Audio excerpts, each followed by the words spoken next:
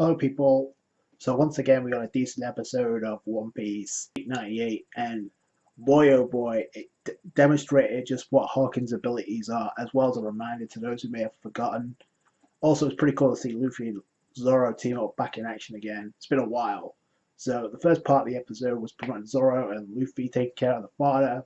And I do like how the episode starts with Hawkins drawing out a card, and he says, "Your chance of survival within the next month is 19%. And by the way, didn't Law say the chances of taking down Kaido were 30%?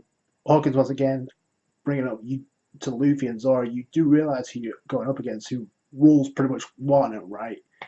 And Luffy just blurts out. Zoro kind of like plays dumb because Luffy's like, "Yeah, we're here. It's Kaido. We're here to take him down." Zoro's like, "No, you can't say that because Kinemon told us not to."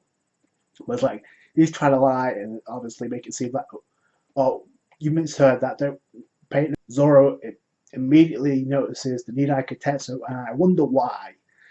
Obviously sees the aura coming off the blade, much like Luffy did. And he says, "Hey, Luffy, can I see that sword for a minute?" And Luffy's like, "No, I'm taking care of this sword." So it makes no sense unless it's going to Zoro, because this episode clearly demonstrated Luffy doesn't know how to use that sword. Anyway, they go into action, and Zoro's like, "Let me have a look at that sword already." And it's like, "No," Luffy's like, "No, I'm not going to let you do it." But either way, they go into action. They take care of Fada, and I love how Luffy was trying to even have the Nidai Katetsu in hand. He was still using regular Gum attacks. So, I mean, he does use his sword a couple of times to defend, and then he takes one of the Fada members out. But that was it. As well as cut a few swords up in half, but other than that, he doesn't know how to use the sword properly. And Zoro's calling him out saying, "You don't know how to use that sword." Zoro's taking care of Fada. Hawkins is looking on, and you got some of the members actually trying to run away because obviously they know they can't stand up to Luffy and Zoro. There's this one part when one of the Fada members actually had a mallet and trying to nail Luffy with it, but all he did made craters. So Luffy almost fell in one. But what? Another member of the Hawkins' underlings grabbed a hold of Zoro with his hair, but Zoro recognized what was going on with Luffy's fight, so he used that to his advantage. He cut the hair and actually flung him back to where the crate was being made, so I thought that was pretty smart.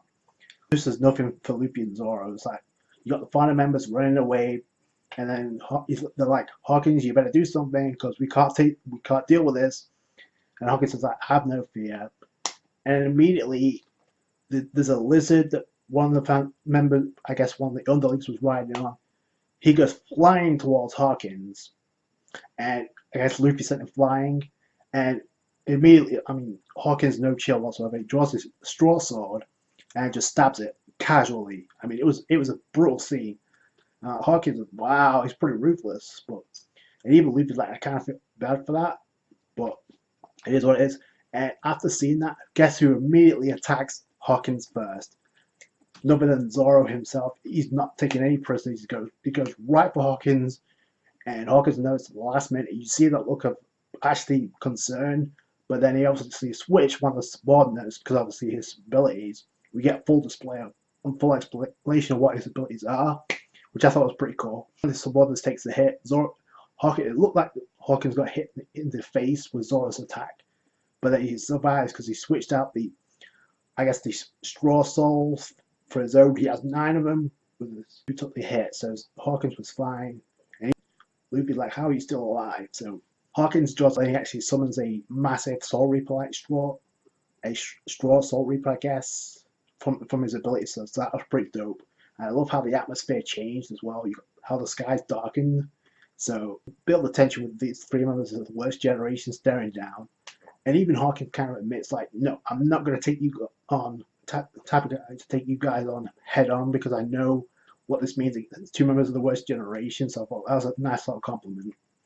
So he summons his Soul Straw Reaper instead, but he can't maneuver it until he draws the right card, and he actually draws a bad card that has 2 members of his subordinates actually find it out with one another. So, and Hawkins kind of refers like, "Oh, you have to take chances in order to draw a card." So it's perfect, typical Yu-Gi-Oh reference right there. And before the fight goes on any further, I mean, I love how they drew the situation out, but then in comes Kamainu riding with of time because the condition's getting worse. So obviously they need to get out of there, get some treatment. By the way, I did notice how that other female samurai, the other girl that Zoro rescued in the previous episode, disappeared. So they go off, and Hawkins draws the right card. So don't worry, I got the card of pursuit. So obviously the Straw Soul Reaper kind of gives chase to Luffy and Zoro, and that's how the episode ends. I did like it because obviously, like I said, the tension being built with the 3 members of the Worst Generation. You can only imagine with all members of the Worst Generation, with Kid and Law added to the mix alongside Apu, staring down Kaido, because that's going to be some epic stuff. So, I mean, the episode, obviously one of my favorite scenes is Zoro trying to attack Hawkins. That scene was great. Obviously, the huge Straw Salt Reaper being put together, I thought that was a well done scene as well. It's a great example of what Hawkins can do, even though he definitely said, I can't take on Zoro and Luffy head on, and judging from the preview, it looks like Zoro's going to deal with the Soul Reaper himself, and it looks like he's going to get serious, so that's pretty epic. Obviously, it's awesome to see Luffy and Zoro team up again after so long. Obviously, it was a gag with Luffy trying to use that new Akitetsu, but totally hopeless. Like I said, I'm pretty sure it's going to go to Zoro, and what's the point? If Luffy can't use it, why else would he have it? So it makes no sense. I did like how he actually blocked some of the attacks, but unless something happens to the Sandai Akitetsu that Zoro has, I'm pretty sure it's going to Zoro by the end of the arc.